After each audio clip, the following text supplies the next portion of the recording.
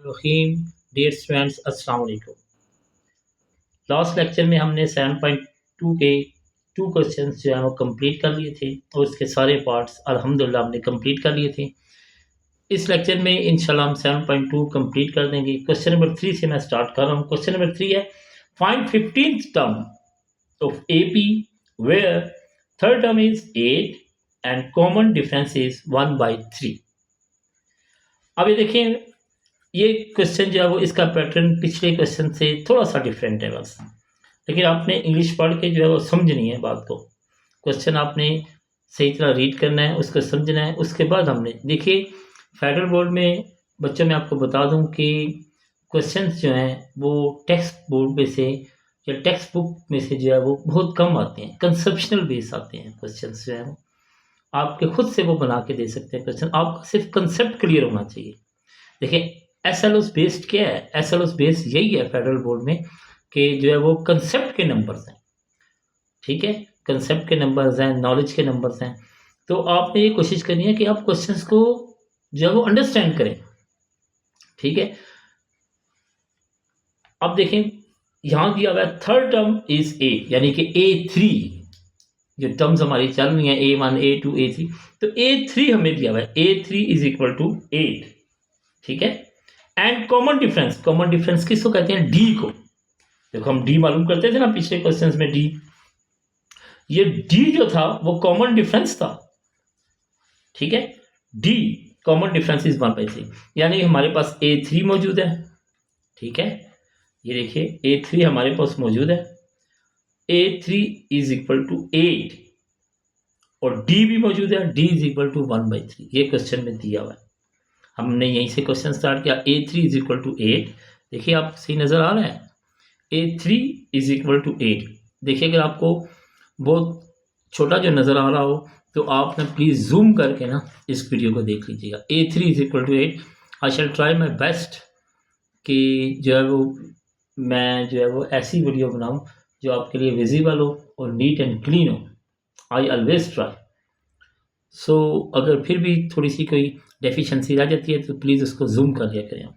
A3 is equal to 8, D is equal to 1/3 और N is equal to 3, ठीक है जी। अब देखिए हमने क्या करना है। उसने हमसे पूछा हुआ है, क्या रिक्वायरमेंट किया कि 15th टर्म मालूम करो, ठीक है, यानी कि N15 आपने मालूम करना है, जबकि दिया क्या हुआ है? N3 दिया हुआ है। ये A3 यहाँ N होता है ना, AN इज इक्वल टू, तो ये N की जगह मैंने 3 लिखा, A3 इज इक्वल टू 8। अब मैंने D is equal to 1/3, N is equal to 3 मैंने इसलिए लिखा है कि यहाँ A3N है, तो ये जो 3 लगा हुआ है ये पहले आपने फॉर्मूले में देखा होगा AN होता है, तो N इज इक्वल टू 3, तो इसलिए मैंने जो है वो ये N इज इक्वल टू 3 लिखा, क्योंकि A3 हमें दिया हुआ है तो यही N होगा। अब हमने फार्मूला पुट कर दिया। No putting the formula, AN is equal to A plus N minus 1 into D, ठीक है। देखिए अगर आपको ये स्टेप समझ नहीं आया तो मैं दोबारा आपको अगेन रिपीट कर देता हूँ। देखिए उसने हमें A3 दिया हुआ है, A3 इज इक्वल टू 8, ये लिखा हुआ है, थर्ड टर्म इज 8, तो A3 यानी कि थर्ड टर्म से मुराद A3, क्योंकि फर्स्ट टर्म A1 होती है, सेकंड टर्म A2 होती है और थर्ड टर्म A3 होती है। A3 इज इक्वल टू 8 और D इज इक्वल टू 1/3। यहाँ लिखा हुआ है कॉमन डिफरेंस, तो कॉमन डिफरेंस D को कहते हैं, ये मैंने लिख दिया क्योंकि क्वेश्चन में ये नहीं लिखा हुआ। D इज इक्वल टू, ठीक है, 1/3 दिया हुआ है और N इज इक्वल टू भी 3 है, क्योंकि जो A3 होगा, A की जो टर्म्स होगी वो N होगा, N इज इक्वल टू 3। अब मैंने no putting formula, AN is equal to A plus N minus 1 into D, ठीक है। AN की रिप्लेस में मैंने क्या लिखा, देखिए N की जगह 3 लिख दिया, इज इक्वल टू A की वैल्यू क्या दी हुई थी, ये देखिए A plus N minus 1 into D, ठीक है।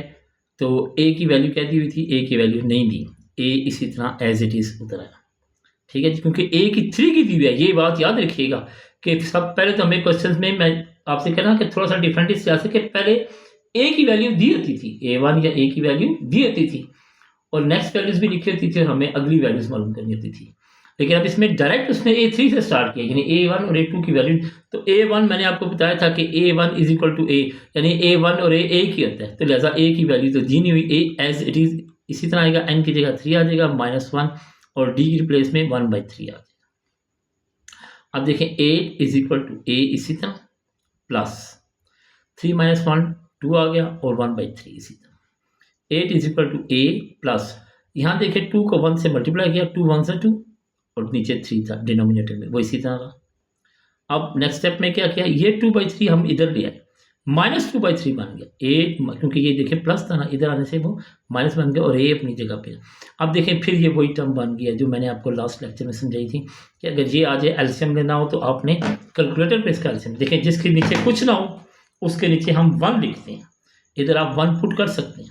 ठीक है, मैंने नेक्स्ट स्टेप में किया हुआ है, लेकिन पहले मैं आपको यही एलसीएम लेना भी जो है वो सिखा दूँ। ये देखिए मैंने कैलकुलेटर उठा लिया, ये मैंने इसको जूम किया, ये ऑन किया कैलकुलेटर, क्या है हमारे पास 8, हमने ये देखिए 1 2 3, ये तीसरे नंबर पर बटन ये होता है जो है वो किसके लिए, फ्रैक्शन के लिए, ये आ गया। ठीक है जी, हमने क्या लिखना है 8/1, ये 8, ये वाला ये एरो की नीचे की तरफ प्लस करनी है, 8/1,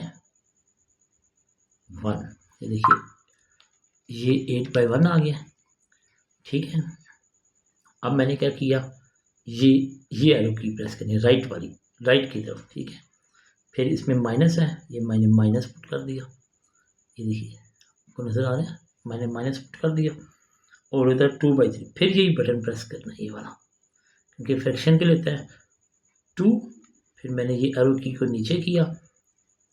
ठीक है, ये आ गया 3।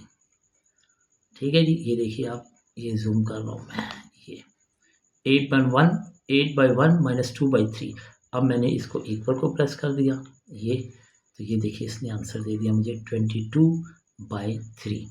ठीक है जी, अब मैं पेज नेक्स्ट करता हूँ, ये देखिए आप, ये देखिए पेज मैंने नेक्स्ट कर दिया।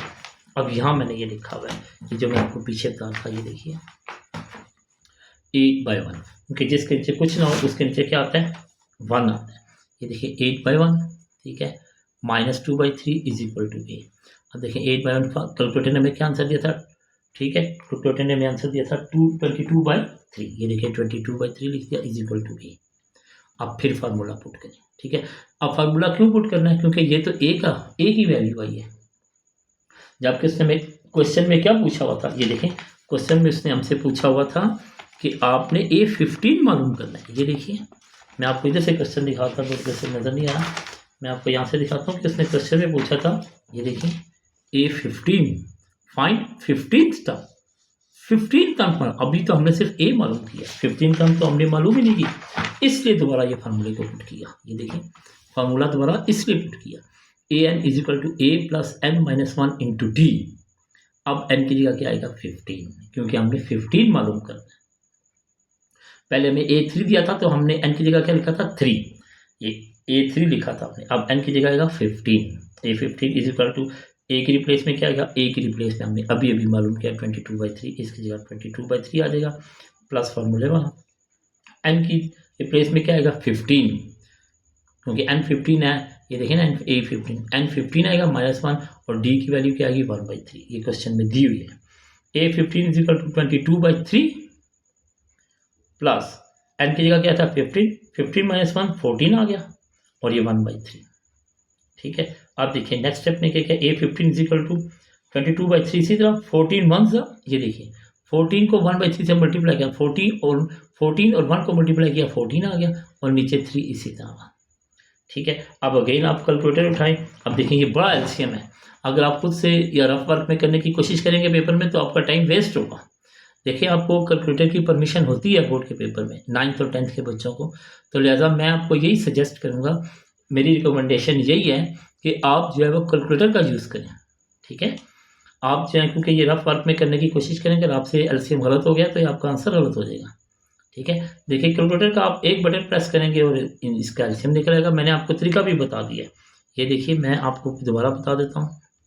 ये देखिए ये मैं इसलिए बार बार बताता हूँ ताकि जो दरमियान से वीडियो देखने की कोशिश करे तो कोई एक क्वेश्चन देखने के लिए तो उसको पता हो कि मैंने जो है कैसे ये एलसीएम मालूम किया कैलकुलेटर से, इसलिए मैं बार बार ये रिपीट कर रहा हूँ तरीका, ताकि जो बच्चे जो स्टूडेंट्स दरमियान से देखेंगे उन्हें पता हो। ये देखिए फर्स्ट सेकेंड ये थर्ड बटन, ठीक है, लेफ्ट साइड से ये मैंने प्रेस किया, ये देखिए फ्रैक्शन का निशान बना है। हमने क्या लिखना है 22/3, ये देखिए मैंने 22 प्रेस किया 22 और नीचे लाने के लिए इसको ये देखें नीचे कैसे लाएंगे, ये की प्रेस करते हैं नीचे की तरफ, ये नीचे की तरफ प्रेस की, एरो नीचे आ गया, फिर हमने 3 प्रेस कर, ये देखिए, ठीक है। 22/3 अब क्या लिखना था प्लस, दरमियान में प्लस है। अब कौन सी की, ये जो राइट साइड पे की जा रही है ना, ये राइट साइड पे, इसको राइट साइड पे उस तरफ प्रेस करना है और ये आपने जो है वो प्लस का साइन डाल दिया, इस तरह आता है ये प्लस, ठीक है।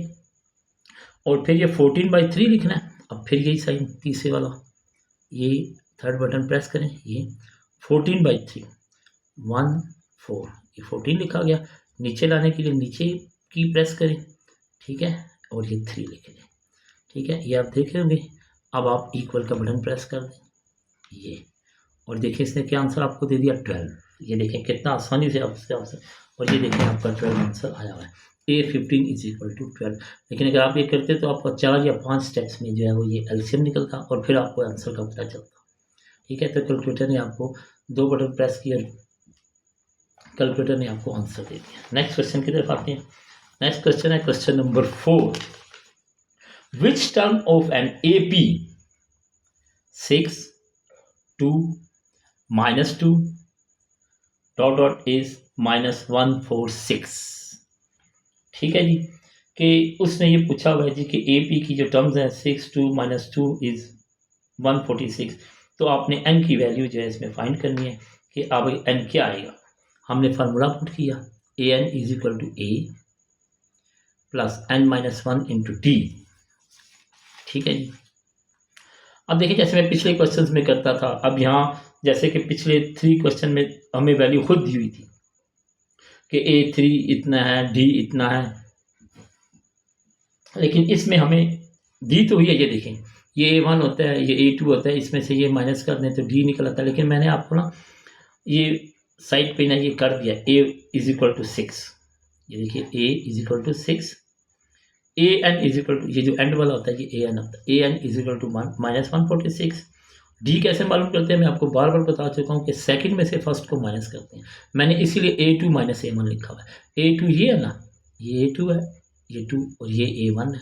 तो A2 - A1 यानी कि सेकंड में से फर्स्ट को, अगर आपको फार्मूला भूल भी जाए तो मैंने पिछले लेक्चर में बताया था कि आप इसमें से सेकंड में से इसको माइनस कर देते हैं। 2 - 6 G = -4। अब देखिए ये भी, इसमें भी स्टूडेंट्स से जो है वो गलती हो जाती है, मिस्टेक हो जाती है कि वो 6 - 2 4 लिख देते हैं, माइनस डालना भूल जाते हैं। देखिए ये भी कैलकुलेटर भी इस सिलसिले में आपकी दोबारा मदद कर सकता है। देखिए माइनस प्लस क्योंकि ना से सारा क्वेश्चन गलत हो जाएगा। ये देखिए क्या लिखा हुआ था, 2 था ना पहले, ये देखिए मैंने 2 प्रेस किया, ये मैं आपको जूम करता हूँ, ये 2 प्रेस किया, ठीक है, माइनस करना है, माइनस डाला, जो पहले लिखा है वो पहले लिखना है, 2 पहले लिखा, 2 पहले लिखा, फिर माइनस का, फिर मैंने 6 लिख दिया। ये देखिए, ये आप देख रहे हैं, फिर मैंने 6 लिख दिया क्योंकि जो 2 पहले लिखा हुआ था मैंने 2 पहले लिखा, -6 लिख दिया, और देखिए मैंने कैलकुलेटर का बटन प्रेस किया, ये देखिए आंसर क्या आया, -4। कैलकुलेटर ने खुद आंसर दे दिया। इसलिए आप यहाँ से अगर आपको इसमें कन्फ्यूजन होती है, बहुत स्टूडेंट्स को कन्फ्यूजन हो जाती है, वो माइनस लगाना भूल जाते हैं या उन्हें पता नहीं चलता इस बात का, तो प्लीज़ आप ये कैलकुलेटर पे कर लिया करिए। कैलकुलेटर आपको जो है वो इस मिस्टेक से बचा लेगा। 2 - 6 -4 आ गया, ठीक है। अब हमारे पास डी भी आ गया, AN भी है, A भी है। अब आप फार्मूला पुट कर लें, AN = A + n-1 × D, ठीक है। ये क्या है जी, -146, ठीक है, क्योंकि AN जो है वो 146 है, AN कितना है -146, ये -146 आ गया, = A कितना था 6 था, 6 आ गया, प्लस n की वैल्यू दी नहीं क्योंकि n तो हमने मालूम करना है, n-1 × D, और D कितना है, D की वैल्यू है -4, इसकी जगह -4 पुट कर, -146, ठीक है।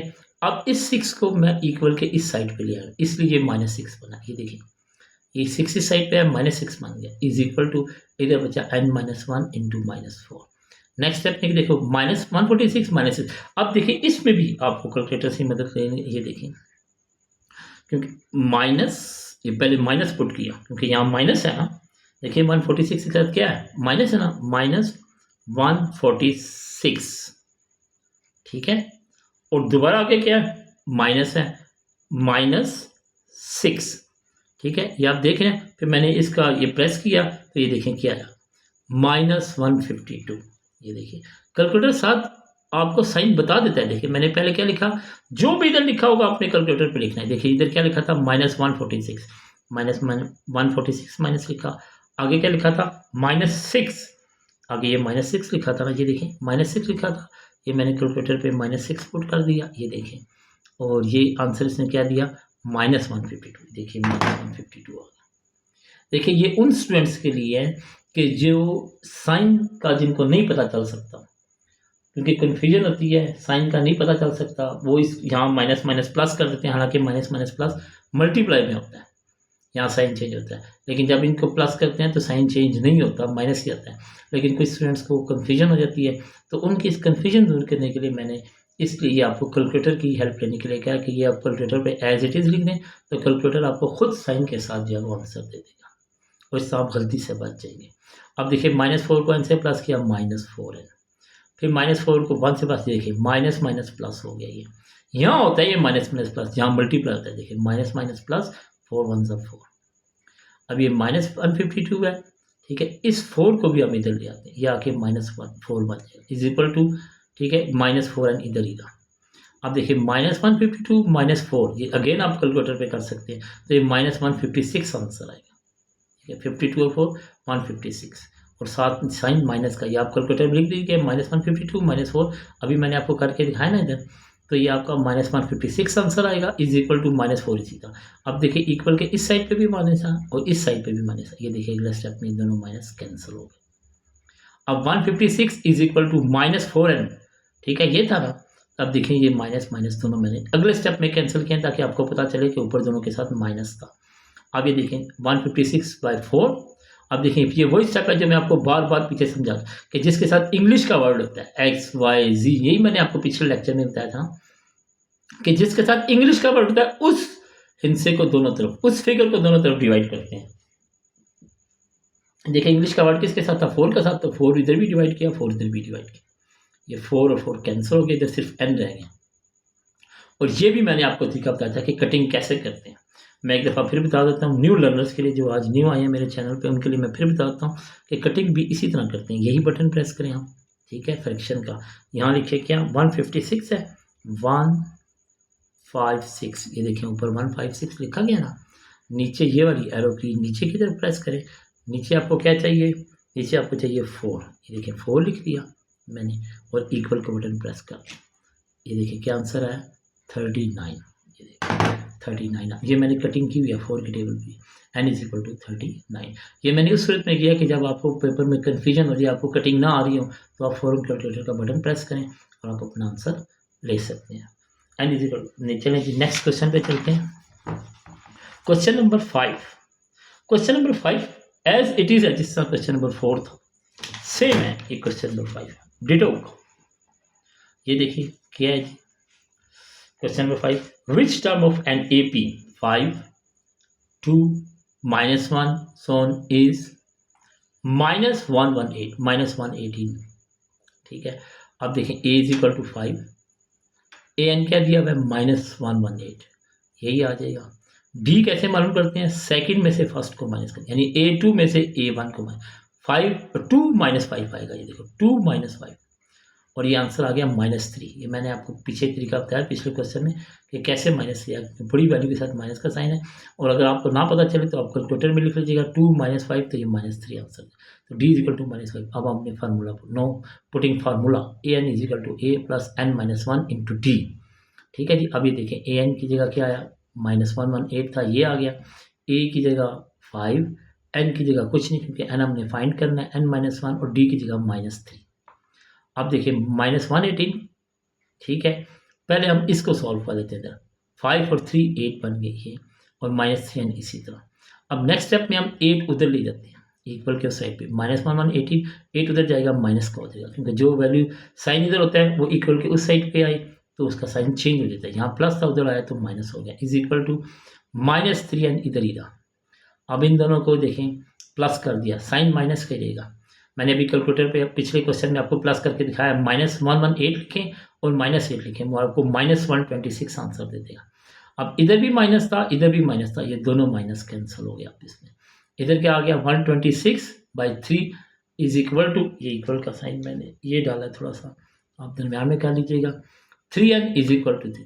अब मैंने आपको बताया था कि जिसके साथ इंग्लिश का वर्ड होना उसी को दोनों तरफ डिवाइड कर दें। देखो इंग्लिश का वर्ड किसके साथ था, 3 के साथ था, तो 3 इधर भी डिवाइड, 3 इधर भी डिवाइड, ये दोनों 3 कैंसिल हो गए, n बच गया। और ये देखिए यहाँ आपने फिर वही कैलकुलेटर की मदद से करना है। ये देखिए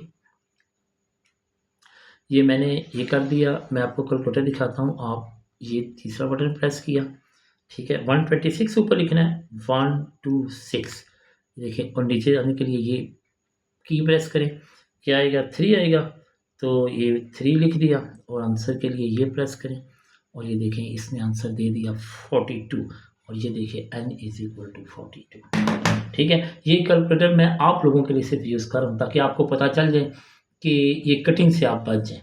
वरना अगर मैं आपको ज़ुबानी कटिंग समझा दूँ तो आप लोग कंफ्यूज हो जाओगे कि ये टेबल कैसे जाएगा, टेबल पे डिवाइड करना पड़ेगा, फिर आपको डिवाइड के लिए रफ वर्क करना पड़ेगा, तो ये पेपर में टाइम टेकिंग होता है ये काम, और फिर गलत आ जाए तो आंसर पे भी इफेक्ट होता है।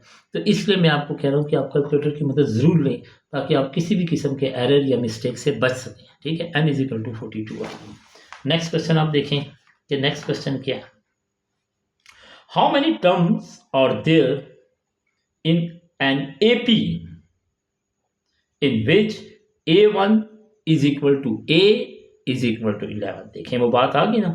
नेक्स्ट है AN is equal to 68 और D is equal to 3।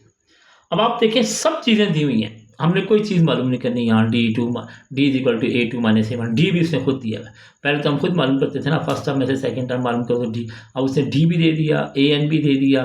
अब देखिए ये क्या लिखा हुआ है, ये एक्सप्लेनेबल है, इसको मैं A1 is equal to A is equal to 11। जैसे कि मैं हर क्वेश्चन में आपको बताता हूं कि A1 और A इनका एक ही मतलब होता है, A1 और A का एक ही मतलब होता है, यानी कि उसको A1 भी कहते हैं और A भी कहते हैं, फर्स्ट वैल्यू को, जो फर्स्ट टर्म होती है ना। ठीक है, देखिए जैसे मैं आपको ये जूम करके बताता हूँ, ये देखिए फर्स्ट टर्म 3 लिखी हुई है ना। सबसे पहला क्वेश्चन देखिए, सेकंड टर्म क्या लिखी हुई है 7, थर्ड टर्म क्या लिखी हुई है 11। अब ये जो 3 है ये इसको A1 भी कहते हैं A भी कहते हैं, इसलिए उसने लिखा हुआ है ये कि A1 is equal to A is equal to, कि A1 और A का एक ही मतलब है। अब आप फार्मूला पुट, A1 AN उसने खुद दे दिया, DB, अब no putting formula, AN is equal to A plus n minus 1 into D। AN की जगह 68 आ गया, A की जगह 11 आ गया, ठीक है, ये दिया हुआ है, A की जगह 11 आ गया, n मालूम करना है, n की जगह कुछ नहीं फाइंड करना है क्योंकि n माइनस 1, D की जगह क्या आ गया 3। ठीक है जी, अब AN की जगह 68 इज इक्वल टू 11 प्लस इस 3 को इन दोनों से मल्टीप्लाई किया, 3 को n से मल्टीप्लाई किया 3n, माइनस 3 को 1 से किया -3। ठीक है जी, 68 इज इक्वल टू 11 और 3, ये दोनों लाइक टर्म्स हैं, एक जैसी हैं, देख लें। 11 में से 3 को माइनस कर दिया, 8 आ गया, प्लस 3n इसी तरह। नेक्स्ट स्टेप मैंने क्या किया, 8 को उधर ले गया इक्वल के, दूसरी साइड पे ले गया, 68 minus 8 is equal to 3n। 68 minus 8 कितना हो गया 60, और 3 इसी तरह। देखें इंग्लिश का वर्ड किसके साथ था, 3 के साथ था, 3 को दोनों तरफ डिवाइड कर दें, देखिए 60 था ना। अब ये देखें उसी तरह 60 ऊपर लिखे, नीचे 3 लिखे, ये देखिए ये बटन प्रेस किया थर्ड वाला, ये ऊपर हमें क्या चाहिए था 60, ये 60 प्रेस किया, और फिर आपने क्या किया नीचे लाने के लिए ये की दवाई, नीचे आपको क्या चाहिए था 3 लिख दिया, ये देखें 3 लिखा गया, ये फिर इक्वल का बटन प्रेस किया और ये आंसर उसने दे दिया 20। ये देखें n इज इक्वल टू 20, ये कटिंग हो गई। ठीक है जी, नेक्स्ट पे चले, क्वेश्चन नंबर 7। ठीक है जी, आपके पास क्वेश्चन नंबर 7 आ गया। क्वेश्चन नंबर 7 में वो क्या कह रहा है, find 11th term of an AP। आप देखिए ये जरा क्वेश्चन जो है वो सब क्वेश्चन से डिफरेंट है क्योंकि इसमें डिजिट्स नहीं दिए हुए हैं। देखिए इसमें पूरी 2 minus x, 3 minus 2x, 4 minus 3x, यानी कि ये A है, A1 है, या ये A2 है, ये A3। अब वैल्यूज उसने इस तरह दे दी 2, 3, 4, 5, 6 के बदले। पहले तो हमारे पास डिजिट होते थे ना कि A1 6 दे दिया, या A1 2 दे दिया, या A1 4 दे दिया, लेकिन अब उसने A1 की जगह ये दे दिया, A2 की जगह ये, और ये। अब A तो इसमें ये आ गया A1 यानी 2 माइनस एक्स, n क्या दिया हुआ है 11। ठीक है जी, क्योंकि हमने 11th टर्म मालूम करनी है ना, तो n 11 हो गया।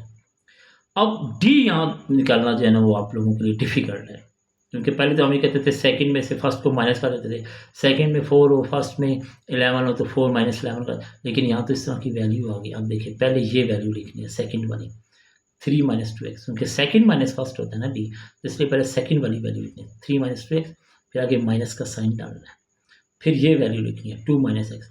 मैं आपको रिकमेंड करूँगा कि इसको ब्रैकेट्स में लिखें आप, ठीक है। अब 3 माइनस 2x माइनस, ठीक है, ये क्या होगा माइनस, ये 2 है माइनस 2 हो जाएगा, माइनस माइनस प्लस, ठीक है, और ये x हो जाएगा। अब देखें क्या सूरत हाल बनी, 3 है और 2 है, 3 में से 2 को सब्ट्रैक्ट किया 1 आ गया, ठीक है।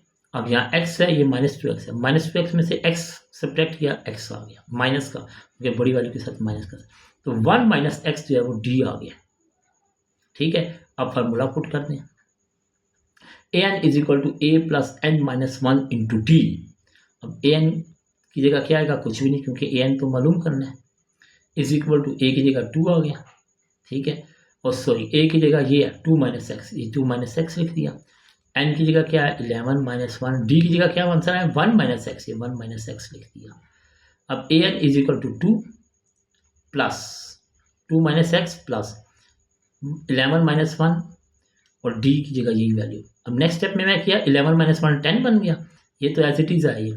अब देखिए नेक्स्ट स्टेप में मैंने क्या किया, ये 2 माइनस एक्स भी एज इट इज है, इस 1 माइनस एक्स को 10 से मल्टीप्लाई, अब ये दोनों से मल्टीप्लाई होगा, 1 से भी एक्स से भी, देखो 10 को 1 से किया 10 1 10 प्लस का, 10 को x से किया माइनस 10x, ठीक है। अब an इज इक्वल टू ये 10 और ये 2 ये एक जैसी हैं, 10 और 2 12 हो गया, ये देखिए 10 और 2 क्या हो गया, देखिए मैंने नीचे स्टेप किया है, 2 और 10 को एक जगह पे कर दिया, x और x की वैल्यू को एक जगह पे कर दिया, ठीक है, यानी 2 और 10 एक जैसी थी तो एक जगह पे कर दिया, x minus x minus 10 x एक जैसी थी तो एक जगह पे कर, 10 और 2 12 और 10 और 1 माइनस 11x बन गया, क्योंकि दोनों के साथ माइनस का निशान है, प्लस हो जाएगा लेकिन साइन माइनस करेगा, 10 और 1 11x, तो ये सवाल भी आपका ख़त्म हो गया। ये बहुत इंपॉर्टेंट क्वेश्चन था, ठीक है, आप इसको बुक में मार्क कर लें, जो जो इंपॉर्टेंट क्वेश्चन आते जाएंगे मैं आपको साथ साथ बताता जाऊँगा, ताकि एग्जामिनेशन पॉइंट ऑफ व्यू से, ताकि आप उसको साथ मार्क कर सकें।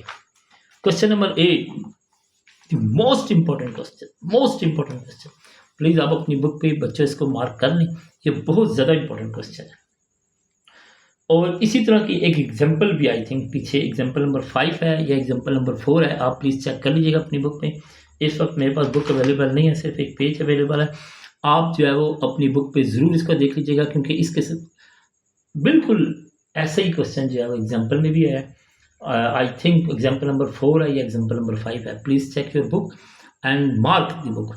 और देखिए मैंने क्वेश्चन मेरे पे वेरी इंपॉर्टेंट लिख दिए, आप भी अपनी बुक पे मार्क कर दें, ताकि जब आप एग्जामिनेशन की प्रिपरेशन करें तो इस क्वेश्चन को ज़रूर कंसिडर करें, must consider this question. Find the nth term, find the nth term of an AP, ठीक है, नीचे लिखा है वेयर a और नीचे लिखा है n-5, a के नीचे लिखा n-5 is equal to 3n plus 9। अब देखें ये एक नई चीज़ आपके लिए आ गई है ये, और -5 भी साथ है। अब हम कंसिडर कर लेते हैं n को, let n is equal to n plus 5। ये मैंने क्यों कंसिडर किया, क्योंकि ये प्लस का 5 और n प्लस 5 ही क्यों कंसिडर किया, क्वेश्चन तो ये था। देखिए आप लोगों के जो दिमाग में ये क्वेश्चन आ सकता है कि सर ने n प्लस 5 ही क्यों कंसिडर किया, कुछ और 1 2 3 4 ये क्यों नहीं कर, देखिए क्योंकि यहाँ 5 था और यहाँ -5 था, इसलिए मैंने +5 कंसिडर किया था कि ये 5 और 5 आप इसमें कैंसिल हो जाएं और 5 ख़त्म हो जाए। अगर मैं यहाँ कुछ और कंसिडर करता, फर्स्ट किया कि मैं यहाँ -5 कंसिडर कर लेता, फिर माइनस और माइनस ये तो 10 बन जाता, 4 कंसिडर करता ये तो ख़त्म ही ना होते, फिर 1 बच जाता, ठीक है, 3 2 कुछ भी कंसिडर नहीं कर सकता था।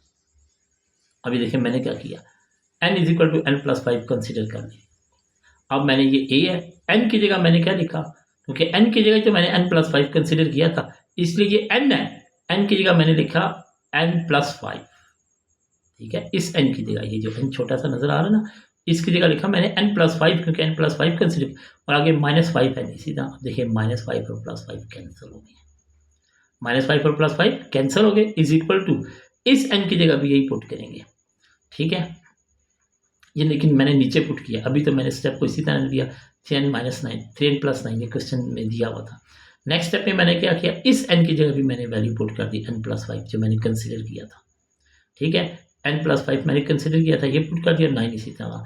अब ये बन गया, क्योंकि ये 5 खत्म हो गए तो an रह गया, तो an बन गया, an इज इक्वल टू, और यहाँ n की वैल्यू पुट की हुई है। नेक्स्ट स्टेप में देखिए मैंने क्या किया, 3 को n से मल्टीप्लाई किया 3n, 3 को 5 से किया 15 प्लस 9 इसी तरह।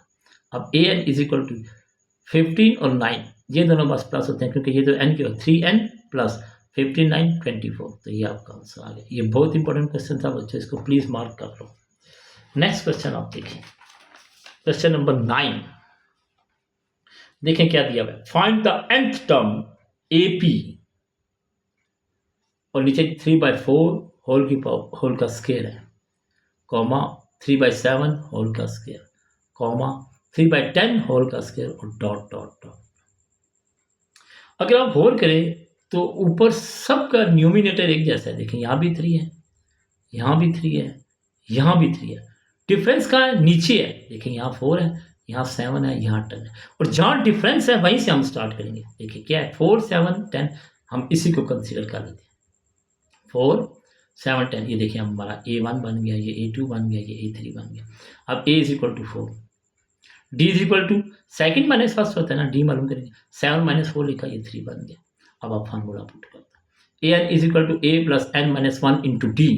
an तो मालूम करना है, ये इसी तरह देगा, ठीक है। अब ये a की जगह क्या आ जाएगा, 4, ये 4 लिख दिया, प्लस n-1, ठीक है, ये भी इसी तरह, और 3। फिर मैंने क्या किया जी, फिर मैंने 3 को n से मल्टीप्लाई, क्योंकि n की वैल्यू भी नहीं दी हुई मैंने, इसलिए n-1 इसी तरह रखा। 3 को n से दिया, 3n बन गया, और 3 को 1 से दिया, -3 बन गया।